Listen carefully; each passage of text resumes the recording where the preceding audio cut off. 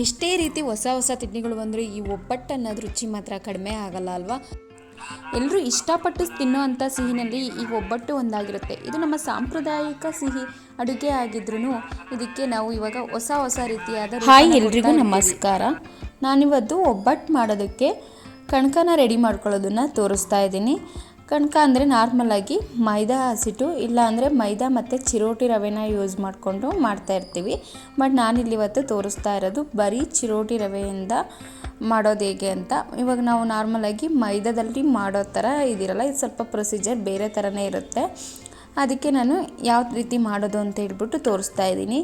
ಇನ್ನು ಫುಲ್ ಒಬ್ಬಟ್ಟು ರೆಸಿಪಿ, ಒಬ್ಬಟ್ಟು, ಹೂರ್ಣ, ಕಣಕ ಮತ್ತು ಒಬ್ಬಟ್ಟು ಸಾಂಬಾರು ರೆಸಿಪಿನ ಇನ್ನೊಂದು ವೀಡಿಯೋದಲ್ಲಿ ಫುಲ್ ವೀಡಿಯೋನ ಅಪ್ಲೋಡ್ ಮಾಡಿದ್ದೀನಿ. ನಿಮ್ಗೆ ಯಾರಿಗಾರು ಇಂಟ್ರೆಸ್ಟ್ ಇದ್ದರೆ ಆ ವಿಡಿಯೋನ ನೋಡ್ಬೋದು. ಹಾಗೆ ನನ್ನ ಚಾನಲ್ನ ಸಬ್ಸ್ಕ್ರೈಬ್ ಮಾಡದೆ ನೋಡ್ತಾ ಇರೋರು ಚಾನಲ್ನ ಸಬ್ಸ್ಕ್ರೈಬ್ ಮಾಡಿ. ಇನ್ನು ಮೈದಾ ಎಲ್ಲ ಯೂಸ್ ಮಾಡ್ದಲೇ ಬರೀ ಚಿರೋಟಿ ರವೆನಲ್ಲಿ ಮಾಡಿದಂಥ ಕಣಕದಲ್ಲಿ ಒಬ್ಬಟ್ಟು ಮಾಡಿದರೆ ತುಂಬಾ ರುಚಿಯಾಗೂ ಇರುತ್ತೆ.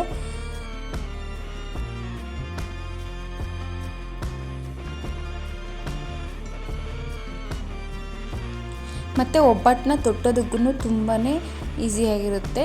ನೀವು ಇದರಲ್ಲಿ ಎಷ್ಟು ತೆಳುವಾಗಿ ಬೇಕಾದರೂ ತೊಟ್ಕೋಬೋದು. ಒಬ್ಬಟ್ಟು ಕಿತ್ತೋಗೋದು ಆ ಥರ ಎಲ್ಲ ಆಗಲ್ಲ. ಮೈದಾಕ್ಕಿಂತ ಇದರಲ್ಲಿ ಒಬ್ಬಟ್ಟನ್ನ ಮಾಡೋದಕ್ಕೆ ತುಂಬ ಈಸಿ ಅಂತ ಅನಿಸುತ್ತೆ. ಬಟ್ ಕಣಕ ಮಾಡ್ಕೊಳ್ಳೋದು ಸ್ವಲ್ಪ ಪ್ರೊಸೀಜರ್ ಇರುತ್ತೆ, ಅದ್ರ ಪ್ರಕಾರ ಮಾಡಿಕೊಂಡ್ರೆ ಮಾತ್ರ ಅದು ಚೆನ್ನಾಗಿ ಬರೋದು. ಇನ್ನು ಇಲ್ಲಿ ನಾನಿಲ್ಲಿ ಕಣಕನ ರೆಡಿ ಮಾಡ್ಕೊಳ್ಳೋಕ್ಕೆ 1 ಕಪ್ಪಷ್ಟು ಚಿರೋಟಿ ರವೆನ ತಗೊಂಡಿದ್ದೀನಿ. ಇದಕ್ಕೆ ಸ್ವಲ್ಪನೇ ನೀರನ್ನ ಮಿಕ್ಸ್ ಮಾಡಿಕೊಂಡು ಗಟ್ಟಿಯಾಗಿ ಕಲಿಸ್ಕೋಬೇಕಾಗುತ್ತೆ, ನಾದ್ಕೋಬೇಕು. ತೆಳು ಮಾಡ್ಕೋಬಾರ್ದು. ಚಪಾತಿ ಕಲಿಸ್ತೀವಲ್ಲ ಅದಕ್ಕಿಂತ ಸ್ವಲ್ಪ ಗಟ್ಟಿನೇ ಇದ್ರೂ ತೊಂದರೆ ಇಲ್ಲ, ಜಸ್ಟ್ ರವೆ ನೆನಿಬೇಕು, ಆ ಥರ ಗಟ್ಟಿಗೆ ಮಾಡ್ಕೋಬೇಕು.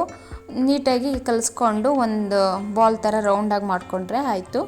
ನಂತರ ಅದನ್ನೊಂದು ಪಾತ್ರೆಗೆ ಹಾಕ್ಬಿಟ್ಟು ಆ ಕಲಸಿರೋ ಅಂಥ ಇಟ್ಟು ಫುಲ್ ಮುಳುಗೋ ಥರ ನೀರನ್ನ ಹಾಕಬೇಕು. 1-2 ಲೋಟದಷ್ಟು ನೀರನ್ನ ಹಾಕಬೇಕಾಗುತ್ತೆ. ಈ ಥರ ಈ ಕಲಸಿಟ್ಟಿರೋಂಥ ಹಿಟ್ಟನ್ನು ನೆನೆಯೋಕ್ಕೆ ಬಿಡಬೇಕು. ಒಂದು 15 ಮಿನಿಟ್ಸ್ ನೆನೆಸ್ಬೇಕಾಗುತ್ತೆ. ಇವಾಗ ನೆನೆಸ್ಬೇಕಾದ್ರೆ ಅದೆಲ್ಲ ಹಸಿಟ್ಟು ರವೆ ಎಲ್ಲ ಸ್ಪ್ರೆಡ್ ಆಗಲ್ವ ಅಂದರೆ ಏನೂ ಆಗಲ್ಲ. ಅದು ನೆಂದ್ರೇ ಆ ರವೆ ನೀಟಾಗಿ ನೆಂದು ಮೈದಾ ಥರ ಕ್ರಿಯೇಟ್ ಆಗುತ್ತೆ. ಈ ಥರ ಚೆನ್ನಾಗಿ ಒಂದು 15 ಮಿನಿಟ್ಸ್ ನೆನೆಸ್ಬಿಟ್ಟು ಆ ನೀರೇನು ಎಕ್ಸ್ಟ್ರಾ ಹಾಕಿಟ್ಟಿರ್ತೀವಿ ಅದನ್ನೆಲ್ಲ ಚೆಲ್ಲಬೇಕಾಗುತ್ತೆ.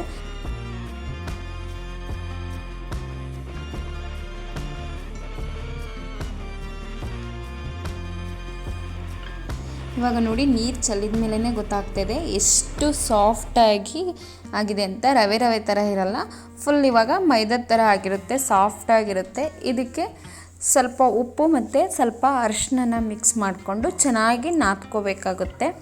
ಇವಾಗ ನಾವು ಇದನ್ನು ಎಷ್ಟು ಚೆನ್ನಾಗಿ ನಾದ್ತೀವೋ ಅಷ್ಟು ಚೆನ್ನಾಗಿ ಮೈದಾ ಥರ ಕಣಕ ರೆಡಿಯಾಗುತ್ತೆ.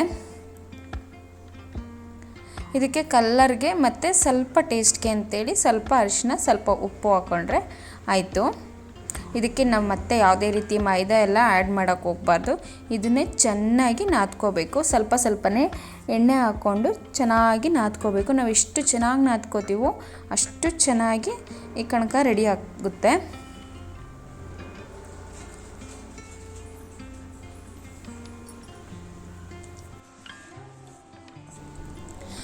ನಂತರ ಅದನ್ನು ಎಣ್ಣೆ ಹಾಕ್ಬಿಟ್ಟು ಸ್ವಲ್ಪ ಜಾಸ್ತಿನೇ ಎಣ್ಣೆ ಹಾಕಿ ಇಟ್ಟರೆ ಚೆನ್ನಾಗಿ ನೆನ್ಕೊಡುತ್ತೆ. ಇದೇ ಎಣ್ಣೆನ ಮತ್ತೆ ಯೂಸ್ ಮಾಡಿಕೊಂಡು ನಾವು ಒಬ್ಬಟ್ಟನ್ನ ತೊಟ್ಬೋದು.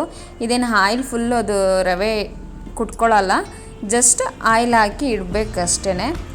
ಈ ಥರ ಆಯಿಲ್ ಹಾಕಿಟ್ಟು ಒಂದು 30 ಮಿನಿಟ್ಸ್ ಬಿಟ್ಟು ಒಬ್ಬಟ್ಟನ್ನ ಮಾಡ್ಬೋದು.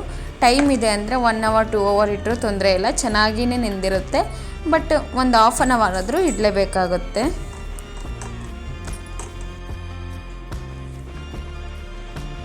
ಈ ರೀತಿ ಚಿರೋಟಿ ರವೆಯಿಂದ ಕಣಕನ ಮಾಡಿಕೊಂಡು ಒಬ್ಬಟ್ಟು ಮಾಡೋದ್ರಿಂದ ಒಬ್ಬಟ್ಟಂತೂ ತುಂಬಾ ಚೆನ್ನಾಗಿರುತ್ತೆ. ನೀವು ಈ ರೀತಿ ಚಿರೋಟಿ ರವೆಯಿಂದ ಕಣಕನ ರೆಡಿ ಮಾಡಿಕೊಂಡು ಒಬ್ಬಟ್ಟನ್ನ ಮಾಡಿ ನೋಡಿ, ಹೇಗಿರುತ್ತೆ ಅನ್ನೋದನ್ನು ಕಮೆಂಟ್ ಮಾಡಿ.